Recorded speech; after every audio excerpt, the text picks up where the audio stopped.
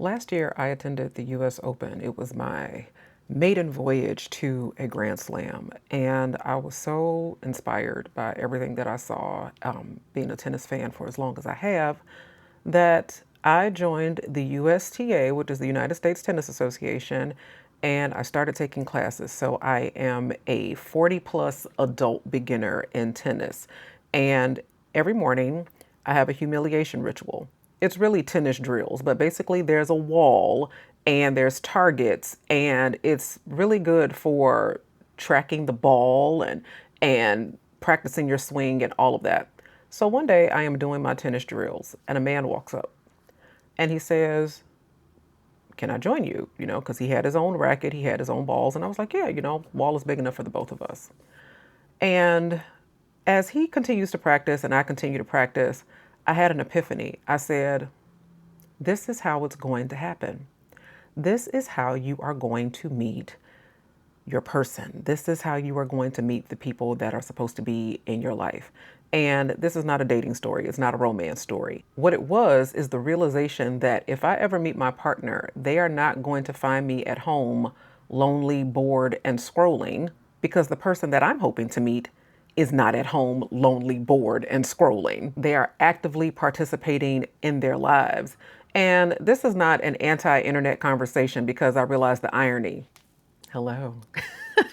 That you are watching me from some space of the internet. So this is not an anti-internet conversation. Many people have made meaningful connections and romantic matches and all the things through online engagement and participation. The internet is a tool. The problem is when the tool becomes the totality of your life. This video is for the people who want the kind of community, connection, and conversations that you are not going to find in your living room. Your people are not hiding from you. They're often out in the world living the life that you say you want to live. And if that is you, keep watching. Hi, I'm Dr. Shantae, and thank you for stopping by my YouTube channel. What I do over here is reframe social narratives, usually from a trauma-informed or sociological lens. So let's get into it.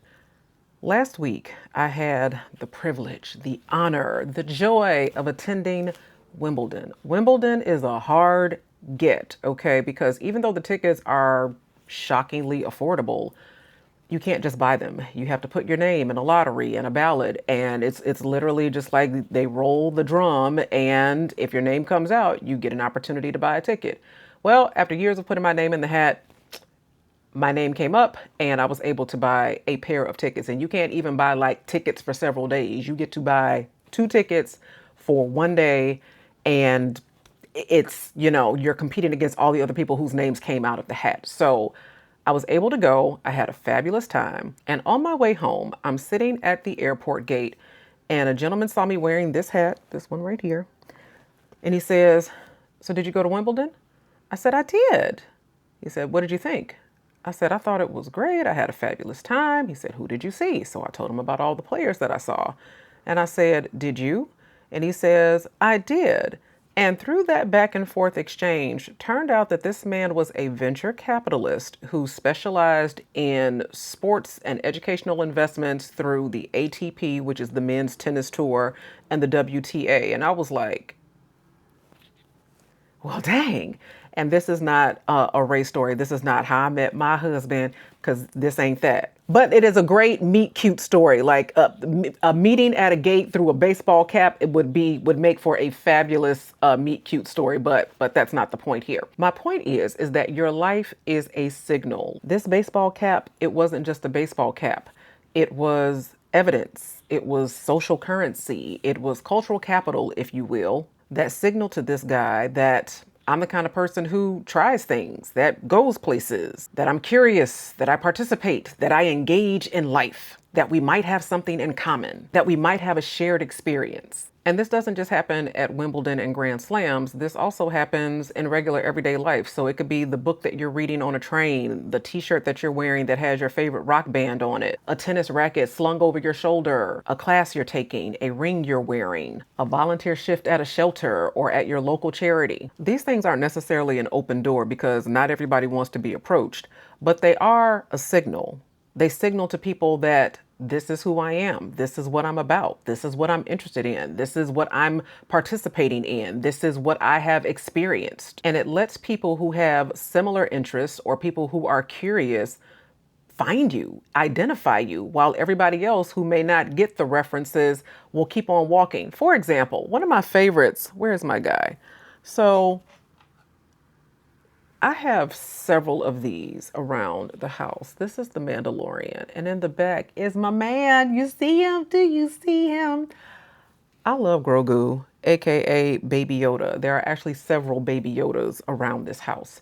And if I were wearing a t shirt or a cap that had Grogu on it, because that's Baby Yoda's name, somebody who is into The Mandalorian or is a Star Wars fanatic would instantly recognize that and say something as simple as, I love your shirt or I like your hat. And boom, there's that connection. It creates an opportunity for conversation about shared interest, shared experiences, or just a shared moment of recognition of something that two people mutually enjoy. And so it's not a question of where are my people? I think the better question is, would our people recognize us if they saw us?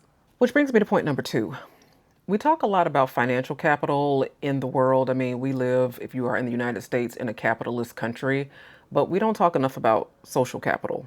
And social capital is relationships, networks, introductions, invitations, access, community knowledge. My airport conversation did not turn into some blooming romance. Again, very good idea for meet cute. But what it did turn into was this larger conversation about shared interest, social problems, tennis as more than a sport, community access, third spaces, ideas, possible collaboration, expanding our community, creating a pipeline for the youth, and getting adults off their phones and re-engaged with life. He gave me his LinkedIn and I have followed up, and where it's going to go, I have no idea. But that's not the point. The exchange is very reminiscent of this song in Hamilton called The Room Where It Happens, which I also saw while I was in London because the dates lined up and Leslie Odom Jr. has reprised his role as Aaron Burr, sir. And I have never seen Hamilton with any of the original cast. So that was like a no-brainer for me, and he was fantastic. But he talks about being in the room where it happens, the room where it happens. And more times than not, the room where it happens is not your living room. And the room isn't always a literal room. Sometimes it is a tennis court. Sometimes it's a basketball court.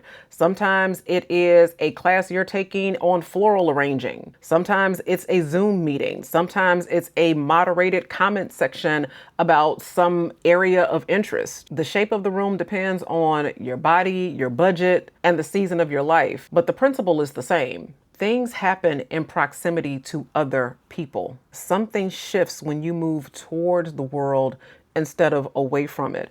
And don't get me wrong, there's a lot of things in the world right now that do make you want to just close your door, close the shutters, block out all the light, and just block out all the noise. At the same time, the bad things that are happening are not the only things that are happening.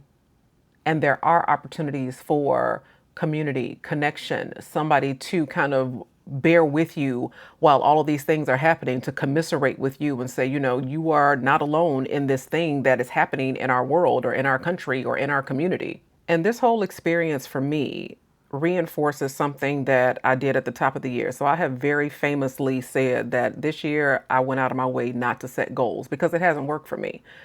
That whole SMART goal, measurable, specific outcomes, it just has never worked for me. Buying a planner with all the highlights and the sticky tabs and the notes, it just has never worked for me. My brain is not set up like that. But instead of setting goals, I did ask questions. I created a set of questions. They're called the bar. I've shared them here before.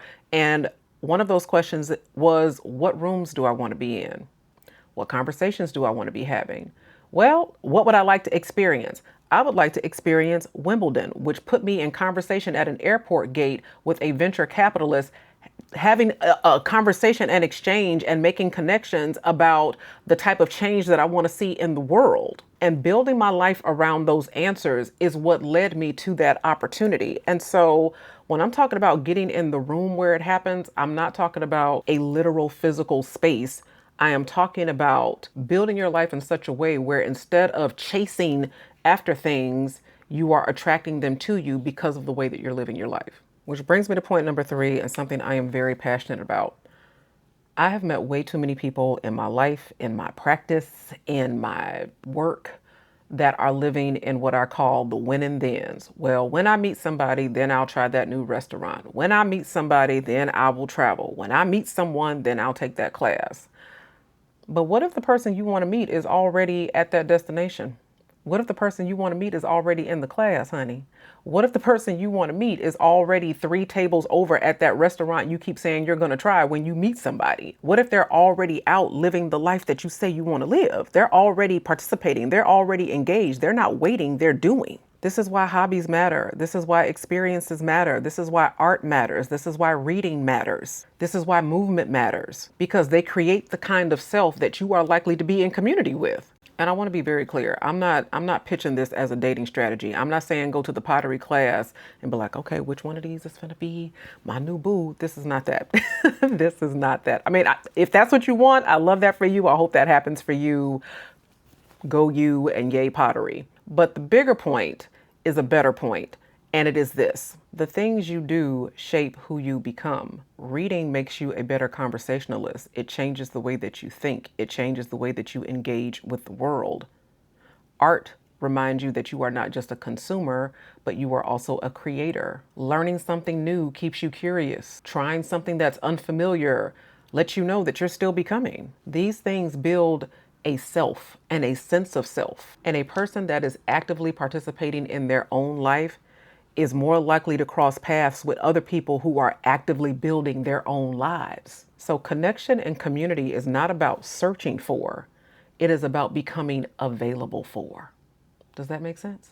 Which brings us back to the tennis wall, my tennis drills, my morning humiliation ritual, because my taking tennis is not about maybe if I take tennis, I'll find the love of my life. It is about becoming a person who is fully participating in her own life. And that by fully participating in my own life, I am likely to cross paths with people who are fully participating in theirs. And this is not because I'm on the search for them. This is an independent endeavor. It just so happens that while I was on my independent endeavor, it put me in proximity to, it put me in the room with, it put me at the airport gate next to people that could potentially shape the next chapter of my life, people who I could be potentially collaborating with, people that I might later be in partnership with. And that's my point to you, is that we have, post-COVID, we have lost time. And I'm not just talking about like chronological time, because it seemed like there was just like this 2 year span, like 2020 to 2022, where things were just like happening. And it just seems like we lost time. But we also lost time because since we couldn't go outside and we were on lockdown, our portal and our gateway to the world was this screen. It was our phones. It was our tablets. And so many of us, so when you want to talk about long COVID or the long tail consequences of COVID, so many of us are still plugged into that life, are still plugged into that matrix. Some of us, and I'm an introvert. You tell me I don't have to go outside and I don't have to people, child. But at the same time, that was great for a season. Okay. I think it gave a lot of us a much needed rest, a much needed pause, a time to free up our calendars and, take a breath. But it was never intended to be a way of life. And I think that we have lost time to scrolling. We have lost time that we could have been spent in creative pursuits or active pursuits or just becoming our best and highest selves. We have lost time to the screen. And when you connect this to the epidemic of loneliness, which is not just male, that's a whole different conversation. But there are lots of people who lament, men and women who lament not having community, not having connection, not being in a new place and not knowing where to find their people.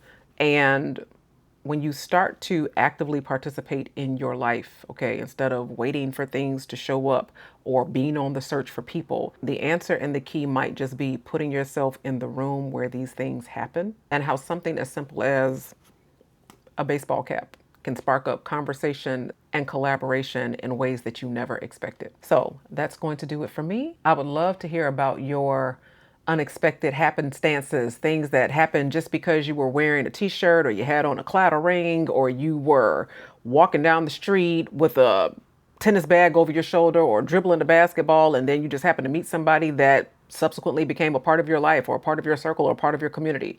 These things happen because we're happening. So if you have any questions, comments, takeaways, I would love to hear them and I will see you guys next time.